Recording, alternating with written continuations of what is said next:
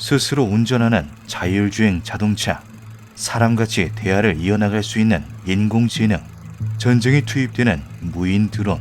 불과 수십 년 전까지만 하더라도 공상과학 영화 속에서나 가능했던 일들이 최근 들어 점차 현실로 다가오고 있습니다.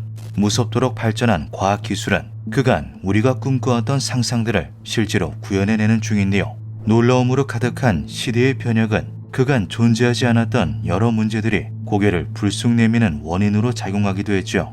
그리고 그 문제들은 정교한 톱니바퀴 장치와 같이 서로 간 긴밀하게 얽혀 있습니다. 수많은 톱니바퀴 중 가장 주목할 만한 것은 인류의 핵심 과제라고 할 수 있는 환경오염인데요.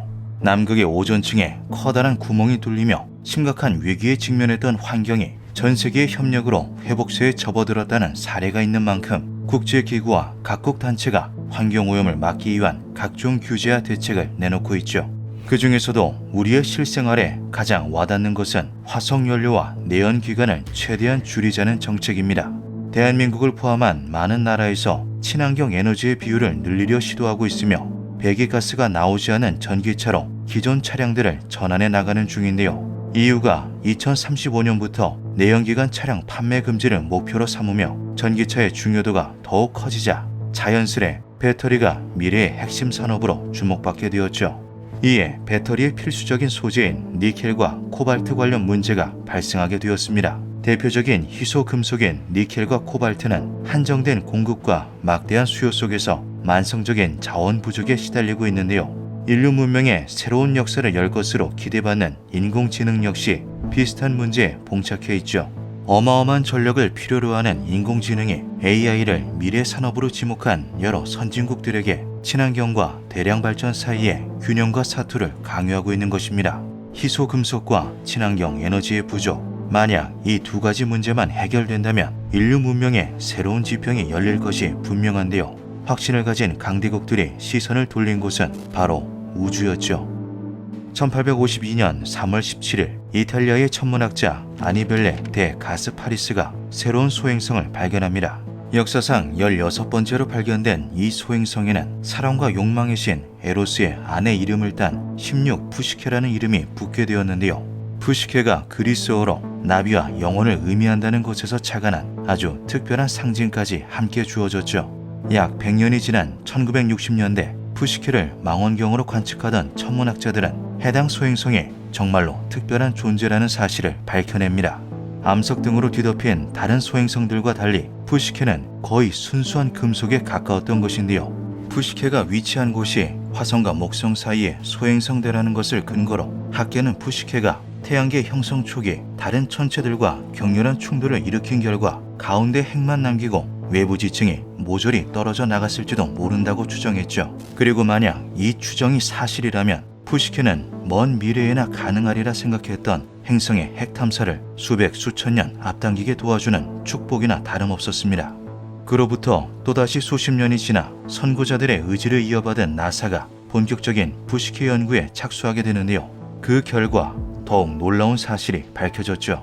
푸시케를 구성하고 있는 물질은 단순한 금속이 아니었습니다. 니켈, 백금, 황금, 코발트 등 지구상에 얼마 존재하지 않은 귀하디 귀한 금속들이 가득했는데요. 푸시케가 희소 금속들로 뭉쳐진 덩어리나 다름없다는 연구 결과는 학계를 넘어 정치인들까지 흥분케 만들었죠. 푸시케는 태양계의 소행성 중에서도 손꼽히는 크기를 자랑하며 철, 니켈 등의 금속이 풍부한 애명 소행성 중에서는 가장 거대하다고 알려져 있습니다.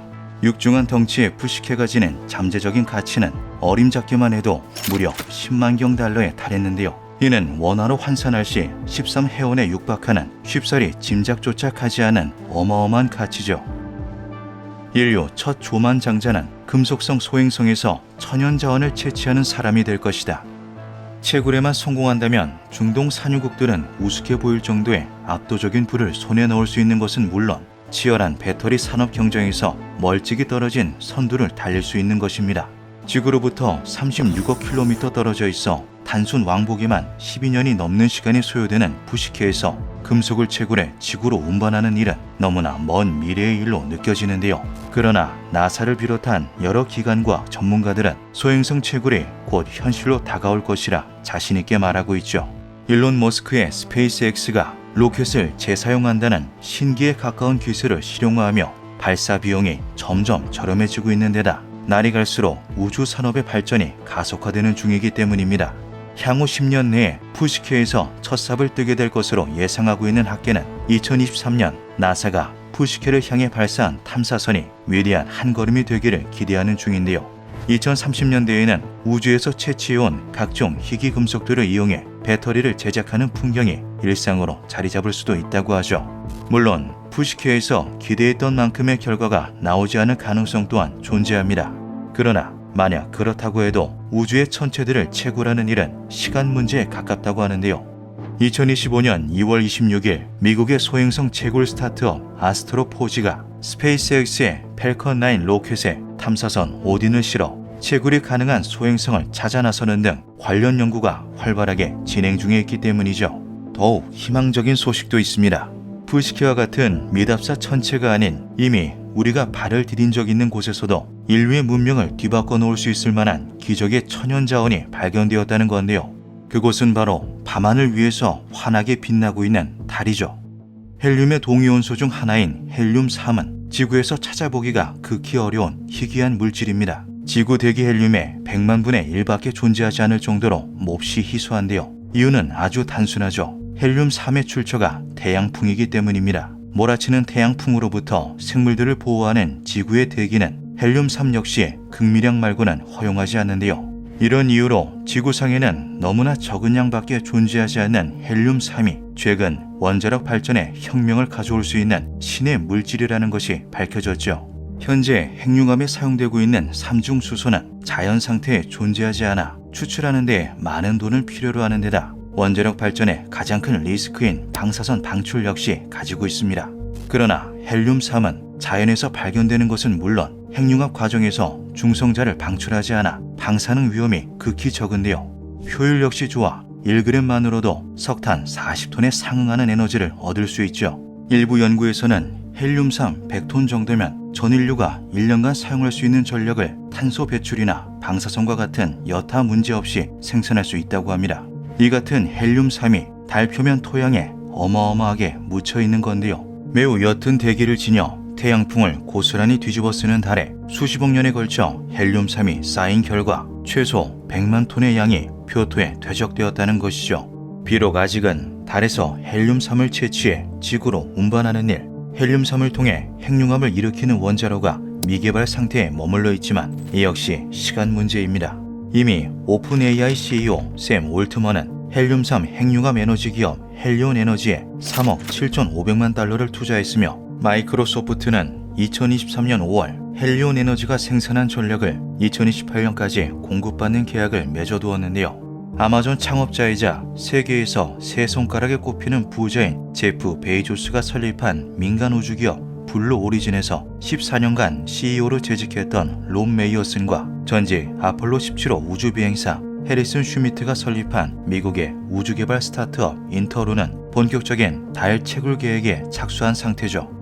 2029년까지 달에 공장을 건설해 실가동에 들어가고 2030년대 초까지 채굴한 헬륨-3을 판매하는 것을 목표로 하는 이들은 나사와 미국 에너지부의 막대한 투자 아래 하나둘 채굴 시스템을 완성하는 중입니다.